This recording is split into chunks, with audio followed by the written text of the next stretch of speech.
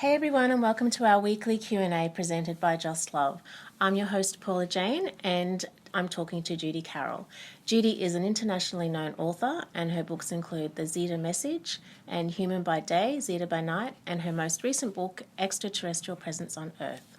Welcome, Judy. Hi Paula, hi everyone. So today we'll be continuing our discussion on third, fourth and fifth dimensions and the move from fourth to fifth world consciousness. Both of these terms usually refer to the same thing known as the shift. So we'll be discussing what the fifth world consciousness is and how to achieve it with grace and ease. So Judy, what does moving from fourth to fifth world consciousness actually mean? Okay, as the Hopi and Mayan prophecies tell, there have been 3 previous cataclysms on Earth that have destroyed past civilizations. The Adam and Eve Genesis story in the Bible is only the latest of a number of Genesis events that have taken place on Earth. So there's been 3 that we know of through the ancients, the Hopi and Mayan prophecies, and Noah's Ark is the latest? Yes. The prophecies state that the first world was destroyed by fire, the second world was destroyed by ice, and the third by flood. This flood is recalled by the collective consciousness of a number of world cultures and spoken of in the Bible as Noah's flood.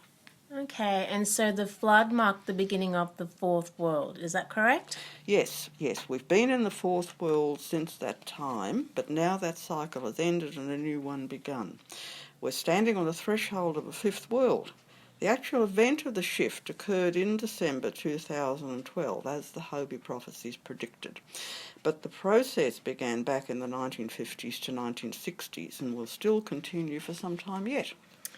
Okay, so what does the shift actually involve? The shift involves the energy of the planet itself moving to a higher vibrational frequency. It's all to do with energy. Okay, and so it began back in the 1950s, so it's not happening in the blink of an eye. So what else can you tell us that will assist us in this move from fourth to fifth world consciousness? Okay, firstly, this is not a physical shift, but some will physically transition in the process and be given the chance to reincarnate. The easiest way to explain the shift is to say it's our point of perception that's shifting, our consciousness. It's not a place to travel, it's not physical, it's a shift in our conscious awareness, an expansion in our conscious awareness.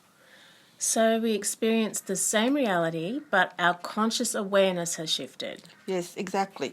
Whether we're consciously focused in third, fourth or fifth dimension, we're experiencing the same reality but perceiving it differently.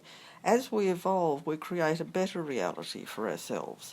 And again, a reminder, we are multidimensional beings with an aspect of our soul on all dimensions. So third, fourth and fifth dimensions and fourth and fifth worlds usually refer to the same thing known as the shift. Yes, that's right. The shift is a process of awakening and evolving to a state of more expanded conscious awareness. This is the reason why more and more people are starting to become aware of finer realities beyond the limits of third-dimensional awareness. It also means that we're becoming more aware of where our thoughts are taking us.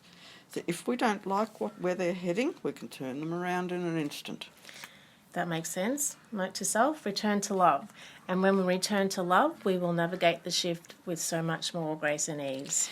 Yes, when we show empathy and compassion, we're in a vibration that connects us to all beings, to oneness in other words. When we're in this higher vibrational state, we can walk into a room and people will sense that we're in a state of love. But the reverse is also true. And the reverse is true? Yes, if we're on the other end of the spectrum and we walk into a room, people will feel our fear or whatever emotion that our fear is projecting. Fear is behind any emotion that's not love. That is the way it is on planet Earth, as it's a planet of polarity. Yes, that it's true. So this is all very interesting and can't wait to speak more about light at the end of the tunnel next week. Thanks, Judy. And just letting our listeners know that Judy's book, Extraterrestrial Presence on Earth, and all of Judy's books are available through Amazon and Kindle. You can go directly through Judy's website, which is included in the link below. So if you like this video, please share it with your friends and subscribe to this channel.